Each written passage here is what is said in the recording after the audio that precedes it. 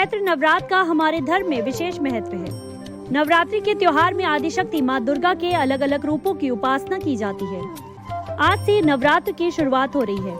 पहले दिन में माँ के शैलपुत्री अवतार की उपासना की जाती है। माँ आदिशक्ति की उपासना करने के कई नियम और विधियाँ बताई गई हैं।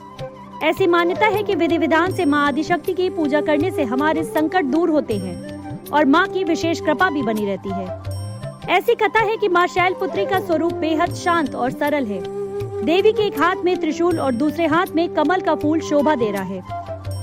नंदी बैल पर सवार माँ शैलपुत्री को वृषरूढ़ा और उमा के नाम से भी जाना जाता है। माँ शैलपुत्री को लेकर एक प्रचलित कथा भी है। पौराणिक कथा के अनुसार पूर्व जन्म में माँ शैलपुत्री का नाम सती था और वे भगवान शिव की पत्नी थी। एक बार सती के पिता प्रजापति दक्ष ने एक यज्ञ करवाया और उसमें तमाम देवी देवताओं को शामिल होने का निमंत्रण भेजा। सती भी उस यज्ञ में जाने के लिए व्याकुल थी। हालांकि प्रजापति दक्ष ने सती और भगवान शिव को आमंत्रित नहीं किया, इसलिए भगवान शिव वहां नहीं जाना चाहते थे। भगवान शिव ने सती से कहा कि प्रजापति दक्ष ने उन्हें आमंत्रित नहीं किया है, इसलिए वहां जाना उचित नहीं है। लेकिन सती नहीं मानी और बार बार यज्ञ में जाने का आग्रह करती रही। ऐसे में भोलेनाथ मान गए और उन्हें यज्ञ में जाने की अनुमति दे दी।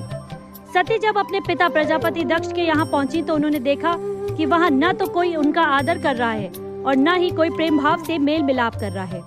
सती की माँ को छोड़कर सभी ने उनसे मुंह फेर लिया।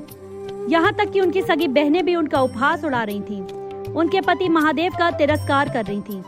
स्वयं प्रजापति दक्ष ने भी उनका अपमान किया। सती सबका ऐसा रवैया बर्दाश्त नहीं कर पाई और अंदर से बहुत दुखी हो गई। उनसे पति का अपमान सहन न हुआ। इसके बाद सती ने ऐसा कदम उठाया जिसकी कल्पना स्वयं दक्ष प्रजापति ने भी नहीं की थी। सती ने उसी यज्ञ में कूदकर आहुति दे दी और भस्म हो गई। उन्होंने अपने प्राण त्याग दिए। जैसे ही भगवान शिव को ये पता चला तो वो क्रोधित हो गए। उनके गुस्से की ज्वाला ने यज्ञ को ध्वस्त कर दिया। कहते हैं कि सती ने फिर हिमालय की पुत्री के रूप में जन्म लिया और वहां जन्म लेने की वजह से ही इनका नाम शैलपुत्री पड़ा। शैलपुत्री ने भगवान शिव को पति के रूप में पाने के लिए कठिन तपस्या की थी। कठिन तपस्या के बाद भगवान शिव ने प्रकट होकर उन्हें वरदान दिया था। माँ के इस रूप को करुणा, धैर्य और स्नेह का प्रतीक माना गया है। माँ शैलपुत्री की पूजा करने से हमारी परेशानियाँ दूर होती हैं। इसके साथ ही जो कन्याएं इनकी पूजा करती हैं, उन्हें इच्छा के अनुसार पति मिलता है और उनका वैवाहिक जीवन भी सफल रहता है।